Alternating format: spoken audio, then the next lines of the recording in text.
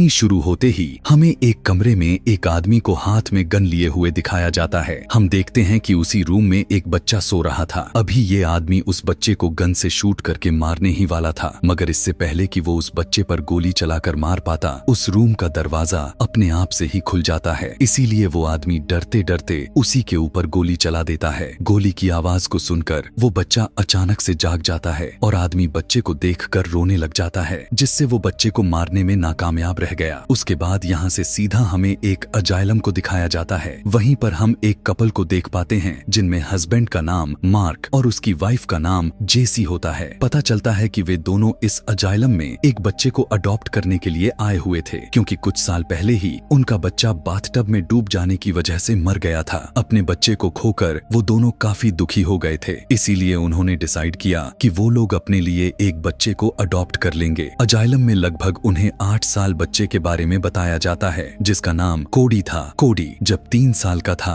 तभी उसकी मदर की डेथ हो गई और उसके बाद कोडी 2 और फैमिली ने अडॉप्ट कर लिया था, जिनमें एक फैमिली के लोग तो अच्छे नहीं थे, जबकि दूसरी फैमिली कोडी को अकेला ही घर पर छोड़कर वहां से चले गए। कोडी की ऐसी कहानी सुनने के बाद ये दोनों उसे ही अडॉप्ट करने के फैसला कर लेते हैं। यहाँ पर हम जान पाते हैं कि कोडी वही बच्चा था जिसमें हमने मूवी के स्टार्ट में देखा था, यानी वही बच्चा जिसे वो आदमी शूट करके मारने वाला था। फिर वो दोनों हस्बैंड वाइफ कोडी को अडॉप्ट करके उसे अपने घर अपने साथ लेकर आते हैं। पता चलता है कि कोडी काफी वेल बिहेव्ड बच्चा था, इवन उसे बटरफ्लाई काफी ज्यादा पसंद थी। जेसी और मार्क को भी कोडी काफी अच्छा बच्चा लगता है। इसके बाद हम देख पाते हैं कि उसी रात में कोडी जेसी और मार्क के सो जाने के बाद ऐसी ड्रिंक को पीता है जिससे उसे नींद न आए। अगले दिन वो दोनों एक अच्छे स्कूल में कोडी का एडमिशन करवा देते हैं। वहाँ पर एक बच्ची से कोडी की फ्रेंडशिप भी हो जाती है। हम देख पाते हैं कि मार्क के साथ जेसी भी कोडी को पाकर काफी खुश नजर आ रहे थे और वो उसे बिल्कुल अपने बच्चों की तरह ट्रीट कर रहे थे, और उन्हें जो अपने सगे बच्चे को खोने की टेंशन थी, वो अब वे दोनों उसे धीरे धीरे भूलते जा रहे थे। लेकिन फिर एक रात वो ड्रिंक ना लेने की वजह से कोडी को नींद आ जाती है और वो सो जाता है, और तभी उस घर में कहीं से अलग अलग डिफरेंट तरह के बटरफ्लाई आ जाते हैं। अब यहाँ पर जेसी के साथ मार्क को भी यह बात काफी अजीब लगती है, मगर फिर भी इस बात पर वो ज्यादा ध्यान नहीं दे रहे थे। मार्क उनमें से एक ब्लू कलर के बटरफ्लाई को पकड़ लेता है ताकि वो उसे कोडी को दे सके, क्योंकि कोडी को बटरफ्लाई बहुत ही ज्यादा पसंद थे। लेकिन जैसे ही कोडी की आंख खुलती है, वहां से सारी की सारी बटरफ्लाई अपने आप से ही गायब हो जाती हैं, और मार्क ने जिस बटरफ्लाई को कोडी के लिए पकड़ी होती है वो भी गायब हो गया था। फिर अगले दिन जब कोडी घर वापस आता है, तब उसे घर में उन दोनों हस्बैंड वाइफ के साथ उनके बच्चे को पिक्चर नजर आती है। ये वही बच्चा था जो जेसी और मार्क के सामने बाथटब में मर गया था। कोडी इस बच्चे के बारे में उन लोगों से पूछने लगता है, तब मार्क उसे बताता है कि ये मेरा बेटा था जो कि इस दुनिया में अब नहीं रहा। और उस रात कोडी एक बार फिर से सो जाता है और इस बार उन्हें बटरफ्लाई के साथ साथ उनका मरा हुआ बेटा भी नजर आ जाता है। यहाँ पर जैसे ही उनके सामने उनका बच्चा दिखाई देता है, तब वो दोनों हस्बैंड वाइफ हैरान परेशान हो जाते हैं। जेसी अपने बच्चे को हक करती है, जबकि दूसरी तरफ उसी समय कोडी की आंख खुल जाती है, जिससे वो बटरफ्लाई और उनका बच्चा दोनों ही गायब हो जाते हैं। इसके बाद कोडी सुबह में उन दोनों हस्बैंड वाइफ से सॉरी कहता है कि रात को मैंने ड्रीम देखे थे, जबकि मुझे नहीं देखने चाहिए थे। अब कोडी की इस बात को सुनकर वो दोनों हस्बैंड वाइफ फौरन समझ जाते हैं कि कोडी जब भी सोता है उसकी ड्रीम्स हकीकत में बदल जाती हैं। पता चलता है कि कोडी ने सोने से पहले बटरफ्लाई और उनके मरे हुए बेटे को तस्वीर में देख रखा था, इसीलिए वो कोडी के ड्रीम में आए और यह सब कुछ रियल में हो गया। जेसी को जब इस बात के बारे में पता चला, तब वो अपने बच्चे को देखने के लिए कोडी का इस्तेमाल करती है। वो कोडी को अपने बच्चे की बात बताने लग जाती है और उसकी वीडियोस और पिक्चर्स दिखाने लगती है, जिसे रात में सोते ही कोडी को उसके मरे हुए बच्चे की ड्रीम आ जाता है।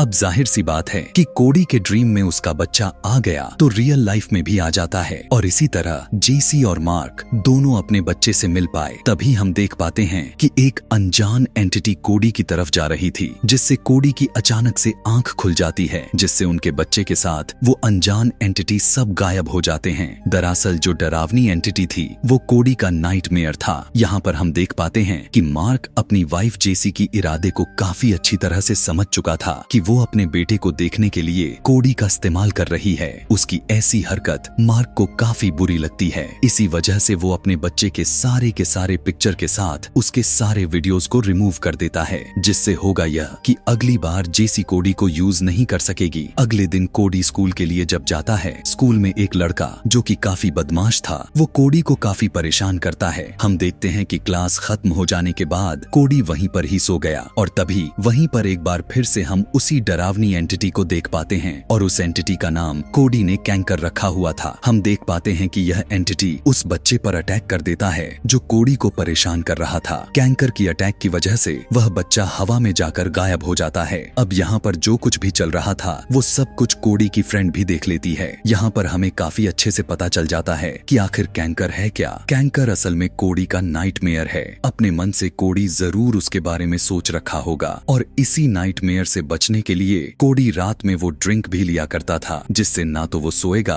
और ना ही वो कैंकर उसके ड्रीम में आ पाएगा। यहाँ से अब कोडी अपने घर के लिए निकल जाता है। उस नाइटमेयर की वजह से कोडी बिल्कुल डर गया हुआ था, इसीलिए वो डिसाइड करता है कि वो अब नहीं सोएगा। जेसी नोटिस करती है कि कोडी तो नहीं सो रहा है, इसीलिए वो उसके दूध में नींद की मेडिसिन को मिक्स कर देती है। उसे पीते ही उस मेडिसिन का असर हो जाता है और ना चाहते हुए भी वो सो जाता है। और एक बार फिर से जेसी और मार्क का मरा हुआ बच्चा उनके घर पर आ जाता है, लेकिन देखते ही देखते अचानक से उनका वो बच्चा कैंकर में बदल जाता है। उसे देखकर जेसी और मार्क बहुत ही ज्यादा डर जाते हैं, इसीलिए जल्दी से मार्क कोडी को जगाने की कोशिश करने लगता है। लेकिन अब क्योंकि जेसी ने कोडी को नींद की मेडिसिन दी थी, जिसकी वजह से वो नहीं जाग पाता, कि तभी अचानक से कैंकर मार्क पर अटैक करके उसे गायब कर देता है। लेकिन इससे पहले कि कैंकर अब जेसी पर अटैक करके उसे भी गायब कर पाता, कि तभी कोडी की आंख खुल जाती है, जिससे कैंकर फौरन गायब हो जाता है। कोडी उठकर देखता है कि जेसी जो कि बेहोश पड़ी हुई है, लेकिन मार्क वहां पर नहीं है। यह देखकर कोडी जल्दी से पुलिस को कॉल करके उन्हें यहाँ पर बुला लिया। वहाँ के सारे एविडेंस देखने के बाद पुलिस का शक जेसी पर ही लग रहा था। जैसे घर की इतनी बुरी हालत, कोडी के अंदर से पिल्स का मिलना और भी बहुत कुछ। और अब पुलिस का पूरा शक जेसी पर ही था, यानी जेसी ने कोडी के साथ जरूर कुछ गलत किया है। इसीलिए दोबारा से पुलिस कोडी को अजाइलम में वापस भेज देती है। इन सारे सिचुएशन को देखकर जेसी को अपने के पर अब पछतावा हो रहा था, इसीलिए वो डिसाइड कर लेती है कि अब वो अपने हस्बैंड को वापस लेकर आएगी और कोडी के साथ ऐसा क्यों हो रहा है उसकी मदद करेगी। इसीलिए वो पूरे प्लान के साथ उसी अजाइलम में जाती है और कोडी के फाइल को चुरा लेती है। और उसी दोनों फाइल में इंफॉर्मेशन थी जिन्होंने कोडी को पहले अडॉप्ट किया हुआ था। इसीलिए जेसी उन्हीं फैमिली के लोगों से मिलने के लिए जाती है और ये वही आदमी था जिसने इस कहानी के स्टार्ट में कोडी को गन से शूट करके उसे जान से मारने की कोशिश किया था। वो आदमी जेसी को बताता है कि कोडी के नाइटमेयर की वजह से मेरी वाइफ भी गायब हो गई है। मैं भी अपनी वाइफ को ढूंढने की बहुत कोशिश की, लेकिन अभी तक वापस नहीं आई। वो कहता है कि मैंने कोडी को मारने की कोशिश भी की, लेकिन कोडी एक बच्चा होने के साथ साथ मासूम भी है, इसीलिए मैंने कोडी को नहीं मारा। इसके बाद जेसी एक हॉस्पिटल में जाती है जहाँ पर कोडी की मदर की डेथ हुई थी। वहाँ पर जेसी का जाने का मकसद सिर्फ यह था ताकि वो कोडी के बारे में और भी ज्यादा इंफॉर्मेशन निकाल सके। फिर हम देखते हैं कि यहाँ पर कोडी काफी डरा हुआ था और वो बिल्कुल भी सो नहीं रहा था, इसीलिए कोडी को इंजेक्शन देकर सुलाया जाता है। उसी रात जेसी कोडी से मिलने के लिए उसी अजाइलम में आती है। वहाँ पर आने के बाद जेसी देख पाती है कि अजाइलम में हर तरफ अंधेरा ही अंधेरा छाया हुआ है और वहाँ के सभी वर्कर्स बटरफ्लाई के हैच में कैद हो चुके थे। वहीं पर जेसी को कोडी के और भी ज्यादा नाइटमेयर देखने को मिलते हैं, जिसमें जेसी का बेटे के साथ साथ उसका हस्बैंड भी शामिल था। देखने को मिला कि वे सभी अब भूत बन गए थे और वहीं पर जेसी को कैंकर भी दिखाई दे पड़ता है। लेकिन यहाँ पर जेसी कैंकर से बिल्कुल भी नहीं डर रही थी,